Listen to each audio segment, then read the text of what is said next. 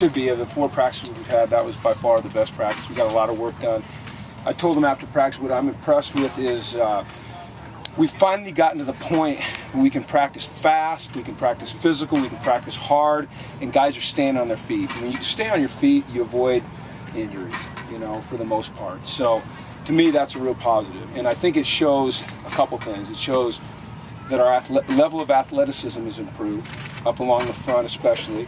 And I think it shows that our level of maturity has improved because we understand what we're trying to get done. And so those are real positives. So I was impressed with the way they worked today, and we just got to keep pushing every day to get better and better. And I think that they're pretty darn committed to that. So it's exciting to see. Coach, what progression have you seen from Kenny Clark from last year to this year? Oh, Kenny, you know, you started to see it halfway through the year last year where he just became really consistent in there. You know, he's so strong. And he plays with tremendous technique and pad level. And, you know, probably his wrestling background helps him with leverage, you know, and knee bend. And he's just very dependable. You know, I mean, he can eat up 2 blocks. He doesn't get popped out of his gap. He's improved as a pass rusher. So, you know, I think he's an outstanding football player. Often he's overlooked just because, you know, he's a nose tackle. And you don't make necessarily a lot of tackles playing that position, but he has a real impact on our defense. Starting by the end of his freshman year and starting as a sophomore, did you expect him when you were recruiting him to make an impact this quick? You know what, the more we watched him, we thought that he would be a guy that could come in and do some things like that. You know, Lee was the starter last year with him, with Kenny, and they would rotate back and forth, and towards the end of the year, like you said, Kenny had kind of assumed that role. I'm not sure you're ever sure how fast a guy is going to progress, but it was nice to see Kenny come along the way he did. Was Jordan James just getting kind of a rest a little bit today? His hamstring was a little sore. He did all the individual, and then I'm not sure. You know, I didn't ever get a report that he was hurt. That might have been what was going on over there that you guys were just witnessing. So I'm not sure. I'll get a report in a bit. And Thomas Duarte? His hamstring. Remember last year when he kind of tweaked his ham? I did it a little bit yesterday. It's nothing serious. We wanted to just make sure that he's ready to go before we put him back out here.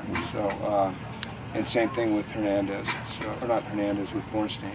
So, nothing serious so far. I think probably the most serious injury right now is Cameron Griffin. They're going to Saturday when our doctors come up here, they'll evaluate it. It doesn't look like it's real positive, but we'll see. Keep our fingers crossed. Alex getting a day of rest. Yeah, you know, the heat got him yesterday, and before we put a guy back out here, we're going to make sure they're fully recovered and rehydrated, and he was doing fine. I mean, he was able to eat dinner last night, he was able to eat breakfast and lunch today, keep the food down, but he was a little lightheaded, and, you know, he don't mess with the heat, so he'll hopefully be back out here tomorrow. I think that he would be, but it's nothing serious. You know, our medical staff does a good job. They caught it quickly, and I think we've learned how to, you know, when to pull guys when it gets hot out here. I know Eddie missed the spring, but what have you seen from him in these few days? Brute strength. You know, I mean, he's so strong that sometimes he depends on his strength rather than technique. And 2 days ago, he was at a point where he was just trying to just fight everybody. No, I don't mean fist fight, but you know, just brute strength. And then what I saw yesterday in practice is he made a step in the right direction in terms of using his hands, not making it personal between him and the guy, but really executing his technique and taking care of his assignment. And he had an excellent practice yesterday, and today he showed up again. I saw him make a couple really nice pass rush moves today, you know, because he is so strong. If he can get a guy off of balance and just club him, I mean, they go flying, you know, and he's got that initial quickness. So, you know, when you get Kenny in there, and you get Eddie in there, and you get Oa in there, and Ellis, I mean, you've got some big, strong, good-looking guys that can do some things, and it's a good-looking group. Is this kind of the ideal defensive line that you want for this defense with those big, strong guys? Yeah, it is. I mean, it's you know, because we play what we call a 4 or 4-eye sometimes, which is the head up or inside shade of the tackle with our tackles, when our 3-4. Yeah. And then, as you guys know, when we go to our nickel package, we really only play with 2 defensive linemen.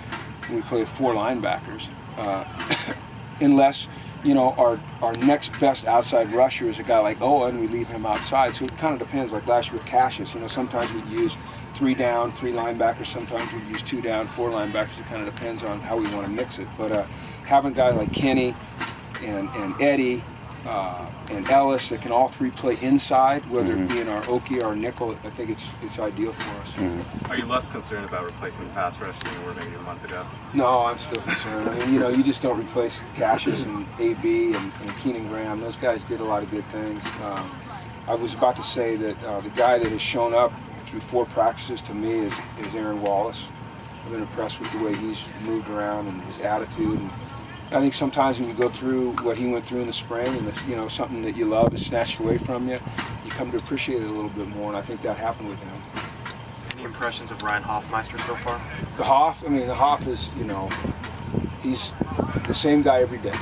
He's consistent. He's hardworking. I've never heard him say a word in 3 years. He just does it by example, and he's steady. He's steady, and he's a great special teams player. He's a captain on this team. Yeah, it's mostly special teams. Is he going to see some snaps on defense, do you think, this year? I don't know. We'll see. We'll see where he figures in. But you can't underestimate his impact on special teams. I mean, he's an unbelievable example every day for these guys. And his presence is felt. Like his teammates respect the heck out of him. Because of his attitude, because of his work ethic, because of what he gets done on special teams. With Eddie, did his foot injury set him back at all? Can you tell? It doesn't seem to have set him back at all. I mean, I'm sure that maybe he'd be further along if he'd gone through spring. Yeah. But there's nothing noticeable. Like, you don't see him limping. Like I said, those first 2 days, it's kind of he was just trying to bully everybody, and now he's settled down a little bit into his technique. Maybe he'd have got to that a little bit quicker. But I don't see him being rusty or anything like that. I think he's fine. I think he's really coming along. I know you probably answered this before, but how much do you enjoy coming out here to San Bernardino? We love coming out here. I mean, everything about it, really. It's a great campus. They take care of us. The food is excellent. The dorms are great. The facilities are nice, and we've got use of their locker room, their training room. The fields are fantastic. Now that we have that lower field, I think that's a real positive. We haven't been able to move down there and practice yet because when they painted it, they painted the lines too close to the hill, so right now it's a safety issue. You're on a campus that doesn't really have a football team, so sometimes some of those little details, we have to do a better job of instructing them, but eventually we'll get those lines moved over so we can use that lower field because it's a nice field. But just getting away as a team and coming up here, I think it's become something that our players really embrace. And it's drier. It's more rugged. It's a little more extreme than Westwood, which might be an understatement. But it works for us. It really works for us. Coach, can I get your reaction on the NCAA ruling? They're going to allow the conferences, I guess, more freedom. Yeah. Can I get your reaction on that, sir? Well, I mean, right now my focus is just on camp. I read it today. Yes. We had talked about it at the Pac-12 Media Days with our commissioner, Larry Scott, and he had warned us that, something like this might be coming down the pipeline. There's a lot of smart people working on it. I'm just a football coach, so I'm just going to stick to coaching football. Coach, how do you plan to use Nate Yesse in the offense this season? Nate Yesse, his role has really expanded. You see that catch he made today? That back shoulder throw in the end zone or coming out of the backfield, great catch. He can do so many things. I think he can carry the ball. I think he can block out of the backfield. I think we can use him on the line of scrimmage as an online blocker. And I think we can flex him out and do some things with him in the pass game. He kind of creates mismatches because he's so big and physical, and yet he's athletic and he can run. So I think we're just going to, as we go and as we look at game plans and how we can get him matched up on certain people, we'll come up with unique ways to use him. But he's really going to figure in this year. It's exciting for him. How do you assess Craig Lee at this point? I think Craig's really raw. I think he's got a lot of skill. Craig needs to learn how to put his foot in the ground and go downhill. But I've seen tremendous improvement in Craig. Really saw it from the fall to the spring, and really from the spring to now, he's really improved. He can run. I think his blocking is getting better in protection. I think he's catching the ball a little bit better. He's still not a natural, but he'll work on that.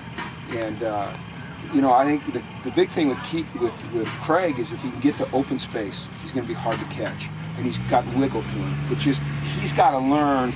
Like you see Paul Perkins right now. Paul Perkins has a patience to him, and he knows when to cut up. Craig still doesn't know where the hole's going to be. That's coming, and that just comes with time. But he's a skilled young man, and he works his butt off. So, okay, Cool. all right, everybody.